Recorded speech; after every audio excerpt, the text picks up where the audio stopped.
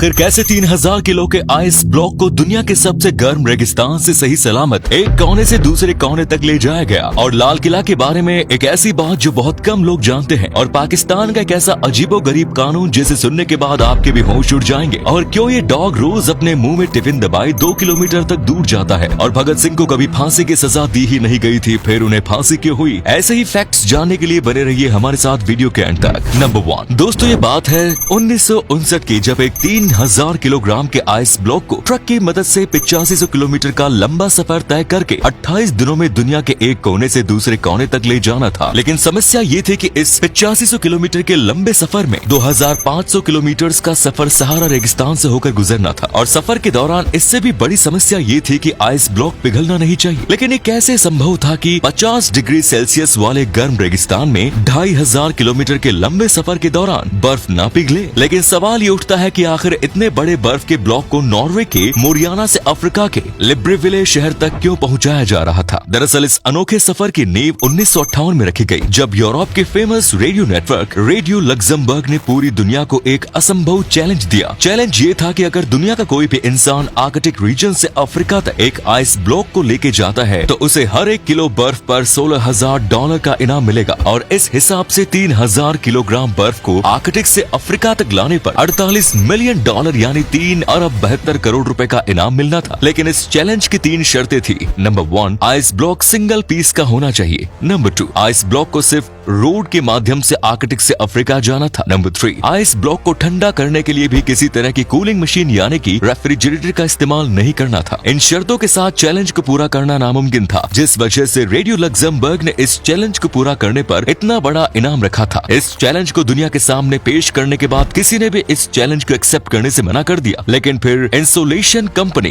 ग्लासवॉल्ड के managing director mister बिर्गर नॉटविक ने इस चैलेंज को एक्सेप्ट कर लिया। मिस्टर बिर्गर नॉटविक को यह भरोसा था कि उनकी कंपनी के इंसुलेशन प्रोडक्ट यानी कि प्रोडक्ट जो किसी भी चीज को बहुत लंबे समय तक ठंडा या गर्म रख सकते हैं, वो प्रोडक्ट इस चैलेंज को पूरा करने में उनकी मदद करेंगे। बस इसके बाद मिस्टर बिर्गर नॉटविक ने एक 3000 किलोग्राम का आइस ब्लॉक बनवाया और उसे ट्रक पर रखवा के अपनी कंपनी के आइसोलेशन प्रोडक्ट से पूरी तरह आइसोलेट कर दिया। अब ट्रक को सफर के लिए रवाना कर दिया गया। जब 28 दिनों के सफर के बाद ट्रक लिब्रेविले पहुंची तो वहां बर्फ को खोलकर वजन किया गया, तो उसका वजन 2714 किलोग्राम था, यानी सिर्फ 336 किलोग्राम बर्फ सफर के दौरान पिघली। लेकिन रेडियो लग्जमबर्ग अपनी बात से मुकर गई और इतना बड़ा इनाम देने से मना कर दिया, जिसके बाद इस बर्फ को लिब्रेविले के लोगों में बांट दिया गया जिन्होंने कभी बर्फ नहीं देखी। बेशक मिस्टर बिर्गर नॉटविक को कोई अवार्ड नहीं मिला, लेकिन अपने इस अद्भुत कारनामे की वजह से उनकी कंपनी की बहुत बड़े लेवल पर एडवर्टीजमेंट हुई और उनकी आइसोलेशन कंपनी की सेल्स ने ऊंचाइयों को छू दिया।